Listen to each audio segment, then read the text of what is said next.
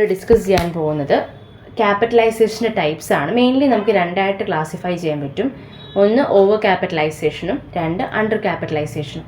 അപ്പോൾ over capitalization എന്ന് പറയുന്നത് ഒരു കമ്പനിയുടെ എക്സസ് എമൗണ്ട് ഓഫ് ക്യാപിറ്റൽ മാത്രമല്ല, പക്ഷേ ഒരു കമ്പനിക്ക് റീസണബിളായിട്ടുള്ള പ്രോഫിറ്റ് ഏൺ ചെയ്യാൻ പറ്റാത്ത ഒരു സാഹചര്യത്തെയാണ് നമ്മൾ എന്തെന്ന് പറയുന്നത്, ഓവർ ക്യാപിറ്റലൈസേഷൻ എന്ന് പറയുന്നത്.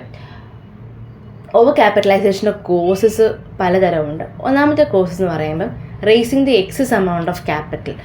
അതായത് ഒരു ഓർഗനൈസേഷനിൽ നമ്മൾ ഒരുപാട് ക്യാപിറ്റൽ ജനറേറ്റ് ചെയ്യുമ്പം എന്താണ് സംഭവിക്കുന്നതെന്ന് ചോദിച്ചു കഴിഞ്ഞാൽ നമ്മൾ എക്സ്പെക്റ്റ് ചെയ്യുന്ന പ്രോഫിറ്റ് ഒരിക്കലും അവിടെ നമുക്ക് കിട്ടുന്നില്ല. മറിച്ച് അത് ഓവർ ക്യാപിറ്റലൈസേഷനിലോട്ടാണ് അവിടെ പോകുന്നത്.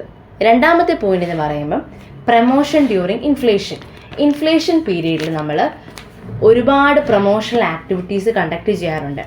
അങ്ങനെ കണ്ടക്ട് ചെയ്യുന്ന ടൈമിൽ പിന്നീട് നമുക്ക് ഡിപ്രഷൻ സ്റ്റേജ് ഉണ്ടാവും. ഡിപ്രഷൻ സ്റ്റേജിൽ എന്താ സംഭവിക്കുന്നത് വെച്ച് കഴിഞ്ഞാൽ ഇക്കണോമിക് ഫ്ലക്ച്വേഷൻസ് ഉണ്ടാവുകയും ഓട്ടോമാറ്റിക്കലി അത് ഓവർ ക്യാപിറ്റലൈസേഷനിലേക്ക് ലീഡ് ചെയ്യുകയും ചെയ്യുകയാണ് ചെയ്യുന്നത്.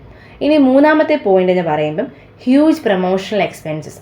അതായത് ട്രേഡ് മാർക്കിനും അല്ലെങ്കിൽ ഒരു പ്രൊജക്റ്റ് ഡെവലപ്പ് ചെയ്യാനും ഒക്കെ നമുക്ക് ഒരുപാട് പ്രൊമോഷണൽ എക്സ്പെൻസസ് ഉണ്ട് അല്ലേ.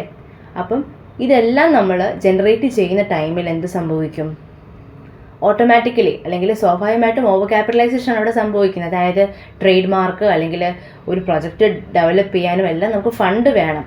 അപ്പം ആ ടൈമിൽ നമ്മുടെ കയ്യിൽ നിന്നുള്ള ഫണ്ട് പോവുക ചെയ്യുന്നത്. അപ്പോൾ എന്ത് സംഭവിക്കും, സഫീഷ്യൻ്റ് എമൗണ്ട് ഓഫ് പ്രോഫിറ്റ് അവിടെ ഉണ്ടായിരിക്കത്തില്ല അല്ലേ. അത് കഴിഞ്ഞിട്ട് എന്താണ് ഹൈ റേറ്റ് ഓഫ് ഇൻട്രസ്റ്റ്. അതായത് huge rate of interest on borrowings എന്ന് പറയുമ്പോൾ നമ്മൾ ഒരുപാട് സ്പെൻഡ് ചെയ്യുവാണ്. ഒരു ബോറോയിങ്സിന് വേണ്ടി തന്നെ നമ്മൾ ഒത്തിരി എമൗണ്ട് ഓഫ് ഫണ്ട് നമ്മളവിടെ സ്പെൻഡ് ചെയ്യുവാണെങ്കിൽ എന്ത് സംഭവിക്കും, എന്താണ് അവിടെ സംഭവിക്കുന്നത്, മേജർ പ്രോഫിറ്റ് ആണ് അവിടെ നഷ്ടപ്പെടുന്നത്. അപ്പോഴാണ് ഓവർ ക്യാപിറ്റലൈസേഷൻ ഉണ്ടാകുന്നത്. ഇനി ഇന്നാഡിക്വേറ്റ് പ്രൊവിഷൻ.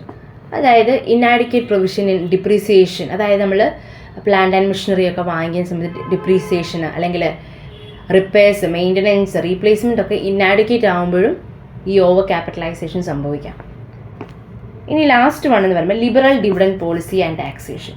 എന്താണ് അതുകൊണ്ട് ഉദ്ദേശിക്കുന്നത് വെച്ച് കഴിഞ്ഞാൽ ലിബറലായിട്ട് ഡിവിഡൻഡ് എന്ന് പറയുമ്പോൾ എന്താണ്, ഷെയർ ഹോൾഡേഴ്സിന് കൊടുക്കുന്ന ഒരു പ്രോഫിറ്റിനാണ് നമ്മൾ ഡിവിഡൻഡ് എന്ന് പറയുന്നത്. അപ്പോൾ ഡിവിഡൻഡ് പോളിസീസ് നമ്മൾ എടുക്കുന്ന സ്ട്രാറ്റജീസ് ലിബറൽ ആവുകയാണെങ്കിൽ എന്ത് സംഭവിക്കും, അവിടെ ഓവർ ക്യാപിറ്റലൈസേഷൻ സംഭവിക്കും.